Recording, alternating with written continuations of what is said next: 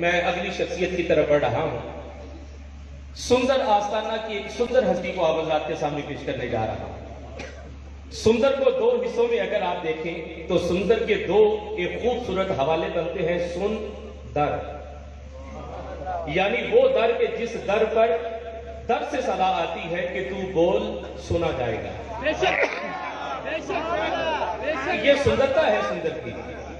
اور عزیزان گرامی کہتے ہیں جو سندر پر پہنچ کر اپنی حاضری کو سندر کرنا چاہتا ہے تو شہنشاہ سندر اسے ایسی وجیح اور ایسی مسجع اور ایسی مکفہ ذات گرامی قدر سے واصل کرتے ہیں کہ جس کی کوئی سیما نہیں، کہ جس کی سندرتا میں بندہ گم ہو جاتا ہے اور گم ہونے کے بعد وہ مبتلائے محبت محمد حبیب ہوتا ہے۔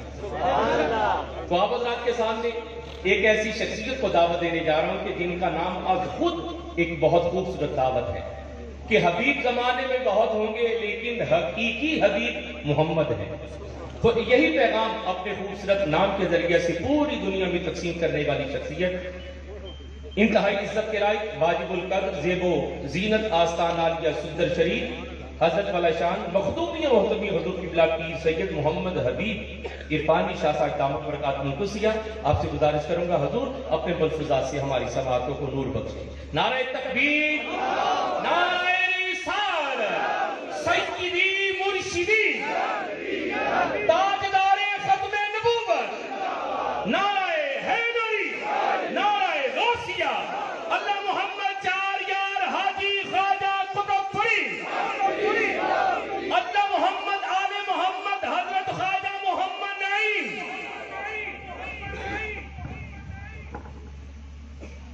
میں پہلے ایک بات گزارش کروں، میں نے پہلے گزارش کی تھی کہ مجھے اگر بلوانا ہے تو شاہ صاحب سے پہلے، اور میں نے ابھی بھی یہ بات کی ہے کہ میں شاہ صاحب کی بات کے سحر میں ابھی تک ہوں۔ سچی بات ہے، شاید مجھے بات کہنا ہے کہ جس خوبصورت انداز میں جو بات فرمائی مالک اس کے صدقے میں صحیح طبیعت ٹھیک آپ کی، الحمدللہ الحمدللہ صحیح آپ کے حکم کے مطابق اور شاہ صاحب کی دعوت کے مطابق میں پہنچ گیا ہوں۔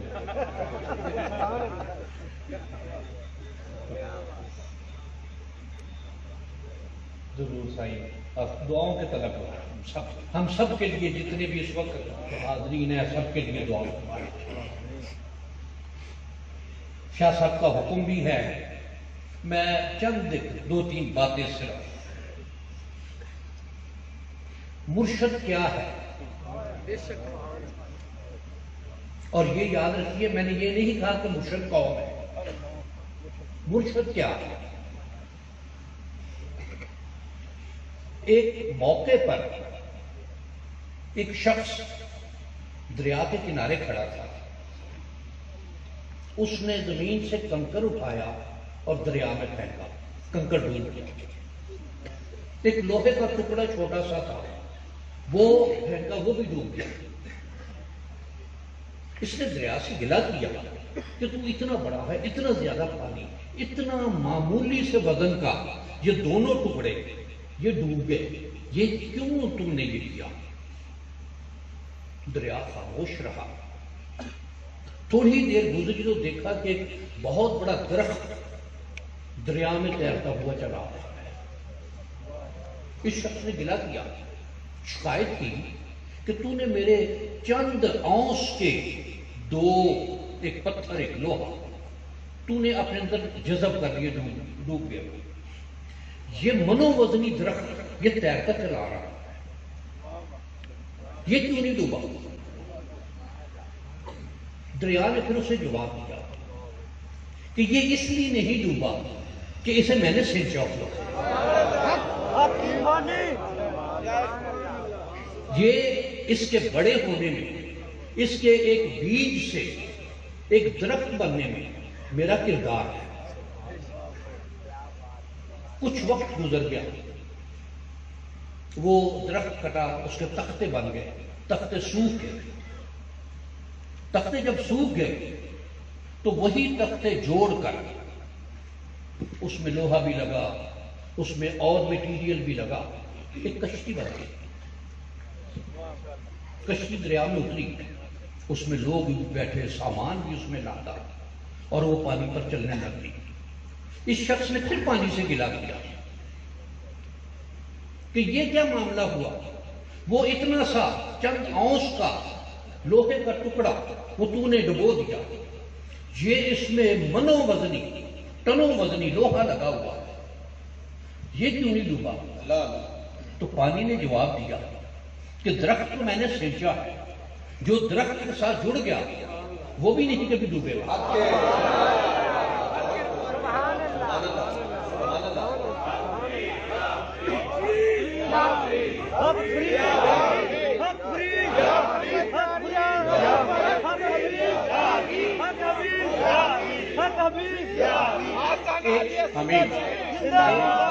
ایک بات اور، کیا آپ احباب کو پتا ہے کہ خواجہ معین الدین حسن چشتی اجمیری رحمہ اللہ تعالیٰ کو غریب نواز کیوں کہا جاتا ہے؟ یہ ان کا لقب کہاں سے ہوا، کیسے ہوا؟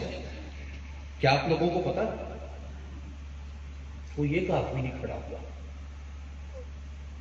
یہ لقب خواجہ غریب نواز کو ان کے مرشد گرامی نے دیا، اور واقعہ یہ ہوا کہ ایک دن خواجہ غریب نواز اور ان کے ایک پیر بھائی اپنے شیخ کی خدمت میں حاضر تھے۔ مرشد موج میں آئے اور ارشاد فرمایا کہ صبح سویرے جو میرا چہرہ دیکھ لے گا وہ جنتی ہوگا، اور خبردار یہ بات کسی تیسرے تک پہنچی، اگر تم میں سے کسی نے یہ بات باہر کر دی تو وہ جہنمی ہو جائے گا۔ حضرت خواجہ عثمان ہرونی کا صلی اللہ علیہ وسلم صبح جب تہجد کے لیے نکلے باہر تو دیکھا کہ جمع غفیر تا حد نظر لوگ،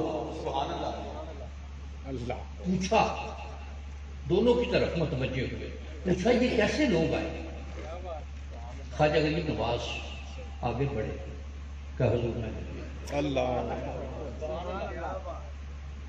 ارشاد فرمایا کہ کیا میں نے اس کے لیے ایک وعید نہیں تھی دی؟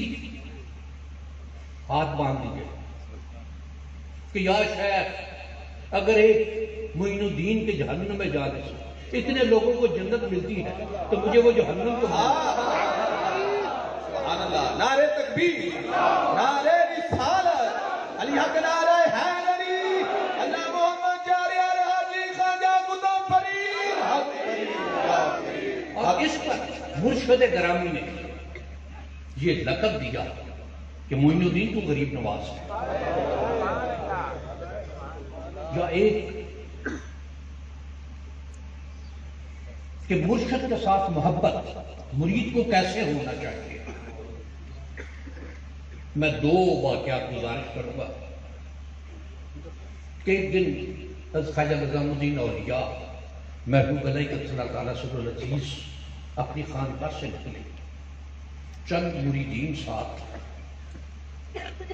یکدم دیوار کے ساتھ ہاتھ باندھ کر کھڑے ہو گئے، جو ساتھ مریدین تھے وہ بھی کھڑے ہو گئے۔ دور سے دیکھا کوئی متنفس نہیں سوائے کتے کے۔ شاہ صاحب تذکرہ فرما رہے تھے کہ میں اس گلی کا کتا ہو جاؤں۔ ایک کتے کا کتا گزر گیا تو نظام پاک چل پڑے۔ مریدین نے پوچھا کہ حضرت یہ کیا معاملہ؟ ارشاد فرمایا کہ ایسا ایک کتا، اس رنگ کا ایک کتا، اس طرح کا ایک کتا پاک پتن نے دیکھا تھا۔ خیال میں آیا کہ یہ کہیں وہی نہ ہو کہ مرشد کی گلی کا کتا وہ بھی قابل تکریم اور قابل تعظیم ہے، اور مرشد کے ساتھ محبت کی حضرت امیر خسرو رحمہ اللہ تعالی کے قوال سرکار نظام پاک کے حاضر ہوا۔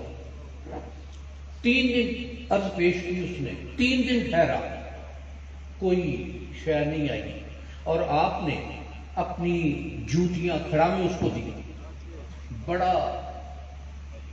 مایوس سا ہو کے نکلا درگاہ سے۔ چل پڑا راستے میں، اور مسئلہ اس کا یہ تھا کہ اس کی بچی کی شادی تھی اور وہ کچھ مدد لینے کے لیے آیا تھا۔ اسی اثناء میں حضرت امیر خسرو بنگالے کی مہم سے واپس آ رہے تھے، ایک جگہ رات ٹھہرے، اچانک رات اٹھ کے کہ بوئے پیر بھی آیا تھا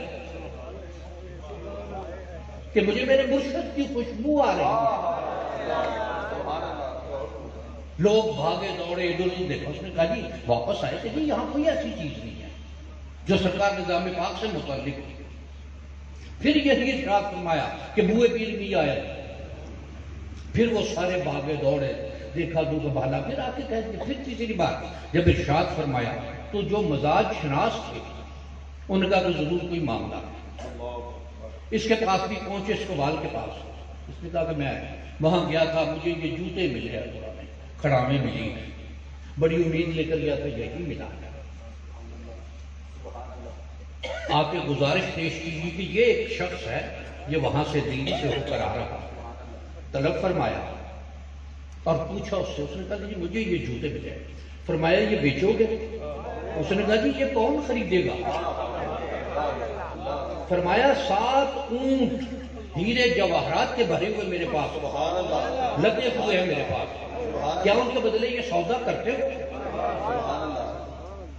وہ قبال پاگل ہو گیا کہ یہ کیسے ممکن ہے؟ حضرت امیر خسرو نے وہ 7 اونٹ اسے دیے اور وہ جوتے لے لیے اس سے۔ اور جس طرح سے واقعات میں ہے کہ سحری کے وقت میں دلی شہر میں داخل ہوئے اور وہ جوتے کو سر پر رکھے، رقص کو نہ چلے آ رہے۔ حضرت خواجہ نظام الدین اولیاء مولا کہ اللہ تعالیٰ صلی اللہ عزیز نے سامنے سے تشریف لے آئے، پوچھا خسرو سودا سستا مل گیا؟ گزارش پیش کی کہ بیچنے والا کم ظرف تھا، اسے ان جوتوں کا پتہ ہی نہیں تھا کہ میرے لیے کیا حیثیت ہے، کیا شے ہے، کہ اگر وہ اس کے بدلے میں میری جان مانگتا تو میں جان بھی حاصل کرتا۔ شیخ یہ شیخ، اور جو پہلے میں نے ایک واقعہ، اسی میں ایک واقعہ اور ہے اسی طرح کا، ایک شخص اپنے چند مریدین کے ساتھ دریا کے کنارے کھڑے تھے، پتھر پھینکا، ڈوب گیا۔ مریدین سے پوچھا یہ کیوں ڈوب گیا؟ ہر ایک نے اپنے اپنے مزاج کے مطابق جواب دیا۔ ایک جو مزاج آشنا تھا اس نے یہ بات کہی کہ حضور جو آپ کے ہاتھ سے گرا وہ ڈوب گیا، اور یہ مشکل ہے۔ دعا ہمیشہ یہ کرنی چاہیے کہ جس ہاتھ میں ہاتھ دیا ہے مالک اس ہاتھ کی استقامت کو قائم، اس ہاتھ کی مضبوطی کو قائم، اور مرشد وہ جو ہاتھ پکڑے تو نبی کریم صلی اللہ علیہ وآلہ وسلم کی بارگاہ تک پہنچا دیں، پھر وہاں سے آگے پہنچانا یہ اس ذات کا ہے۔ اور یقیناً جو صاحب نسبت ہے، صاحب سلسلہ ہے، اس بات میں کوئی شک نہیں ہونا چاہیے کہ ہم اس وقت جو فریدی بیٹھے ہیں، بابا فرید الدین مسعود اللہ تعالیٰ صلی اللہ عزیز سے نسبت کے تعلق سے جہاں بیٹھے ہوئے ہیں، بابا فرید الدین مسعود وہ ذات ہے کہ جن کے بارے میں ان کے مرشد اور دادا مرشد دونوں نے جب نعمتیں عطا فرمائی تو خواجہ غریب نواز نے سرکار قطب الدین بختیار کاکی رحمت اللہ سے یہ بات ارشاد فرمائی کہ بختیار بابا تم نے وہ شہباز اپنے دام میں گرفتار کیا ہے جس کی پرواز سدرۃ المنتہا سے اور بابا حضور کا یہ ارشاد بھی کہ فقیر فرید الدین مسعود نے 40 سال تک اپنے اللہ کے ہر حکم کی مکمل پابندی کی ہے، اور اب کیفیت یہ ہے کہ فقیر اس کی بارگاہ سے طلب کرتا اور وہ عطا فرماتا۔ ہم اس زہد الانبیاء کے ماننے والے، اس کا نام لینے والے، اس کی درگاہ پر حاضری دینے والے، اس کے درگاہ کے بوسے لینے والے، اور بوسہ ملنا یہ ہمارا شرف، جس کو بوسہ اس بارگاہ کا مل جائے اس کے لیے شرف کی بات ہے۔ مالک تعالیٰ ان نسبتوں کو قائم رکھے، دائم رکھے، شاد رکھے، آباد رکھے۔